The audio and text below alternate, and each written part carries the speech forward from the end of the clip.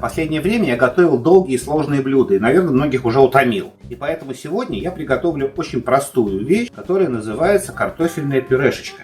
Честно скажу, я очень много экспериментировал. Картошку варил, запекал, добавлял теплое масло, добавлял холодного, добавлял много, мало. И пришел к интересному выводу, что сколько поля не квантуй, все равно мы приходим к рецепту великого шефа Жоэля Робюшона, который, наверное, не зря получил 32 мишленовские звезды и вошел в книгу рекордов Гиннесса. И, как говорил сам шеф, картофельному пюре я обязан всем. И действительно, это его творение до сих пор вызывает восторг в высших мировых кулинарных кругах. Отдавая дань великому гуру, я сегодня специально надел на себя все черное. Потому что в его ресторанах, в отличие от общепринятой во Франции белой униформы, все повара одевались только в черное.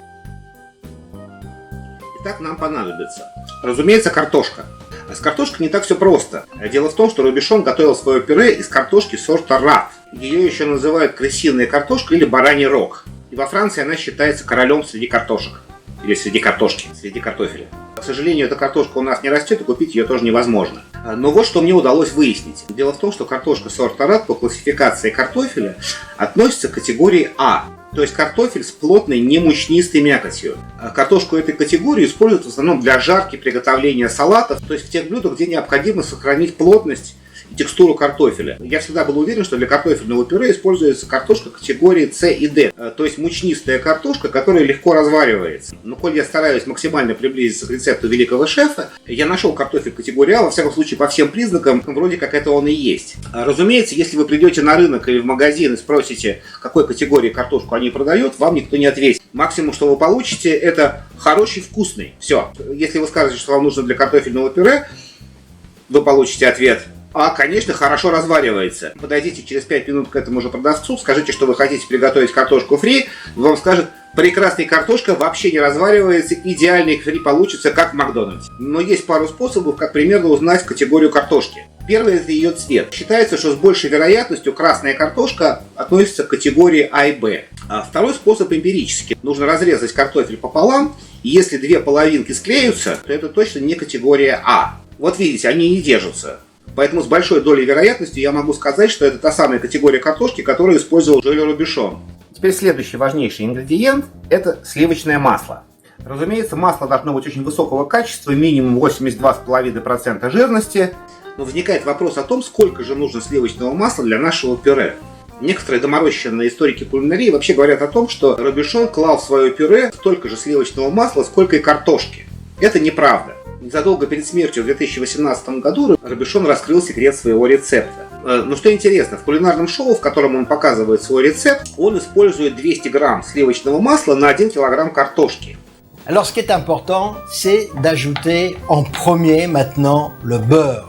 Là, nous avons, regardez, 200 грамм de beurre coupé en petits dés. В то же время в его книге рецептов он кладет 250 грамм сливочного масла. Возможно, это не принципиально, но все-таки не совсем очевидно. Для нашего рецепта я взял 250 грамм сливочного масла на 1 килограмм картофеля. Еще нам понадобится молоко. Его количество может колебаться от свойств картошки его впитывать. То есть мы вливаем молоко постепенно и доводим его до той консистенции, которую мы хотим получить. Ну и, разумеется, соль, желательно крупная поваренная. Вот, пожалуй, и все. Так, приступим. Так, укладываем картошку в кастрюлю, заливаем холодной водой, именно холодной, и большую ложку соли. И ставлю ее варить на 25-30 минут до готовности. Я всегда считал, что картошку для картофельного пюре нужно сильно разваривать, варил ее час-два. Но вот шеф так не считает, поэтому я буду следовать рецепту.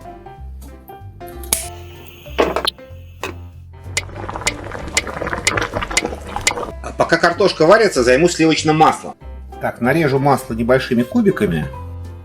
Так его легче будет вбивать в картошку. И отправляю его минут на 10 в морозилку, чтобы оно подморозилось. Так, 30 минут прошло, проверяем картошку ножом. Она готова.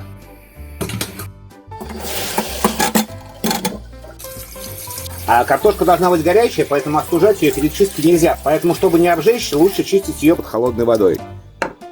Теперь возникает вопрос, чем делать картофельное пюре? У меня есть прекрасные девайсы, которыми сделать картофельное пюре просто и быстро. Но с одним условием. Если вы собираетесь им клеить обои. Если вы хотите получить настоящее пюре, то обо всей этой технике забудьте. А нам поможет вот такая мельница для картошки, ну или бабушкина давилка. А я возьму кастрюльку поменьше, потому что моя мельница на большую не встает. Так, берем картошку и вперед. Картошка, конечно, не идеальная, у нее вот есть черные точки. Вообще удобнее с этой мельницей работать вдвоем. Один поджимает, другой крутит. В любом случае, эта мельница молит значительно тщательнее, чем бабушкина колотушка. Потому что после колотушки остаются комки, а здесь все протирается. Если вы любите картофельное пюре, то я вам обязательно советую такую штуку приобрести. Снимаем остатки.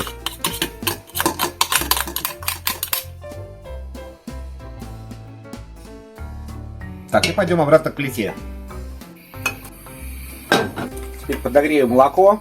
Оно должно быть очень горячим, практически кипяченым. И ставим нашу картошку. А минут 5 помешивая, выпариваем лишнюю воду на маленьком огне. А теперь постепенно вводим в пюре ледяное масло. Это довольно трудоемкий процесс, но без него, к сожалению, никуда. Так, часть масла впиталась, потихонечку вводим остальное. При этом пюре должно постоянно подогреваться.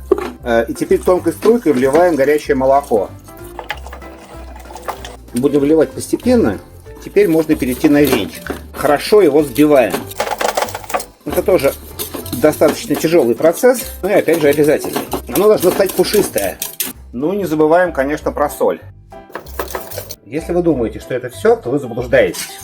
Нам остался последний этап.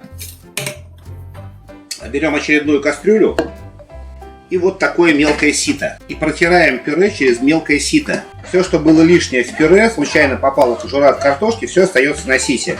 Робишон говорил о том, что этот процесс самый важный. И без него идеала не получится. Ну, я это делаю первый раз, попробуем. Так, все протерли. Теперь снимаем все отсюда. Посмотрите, какое оно воздушное.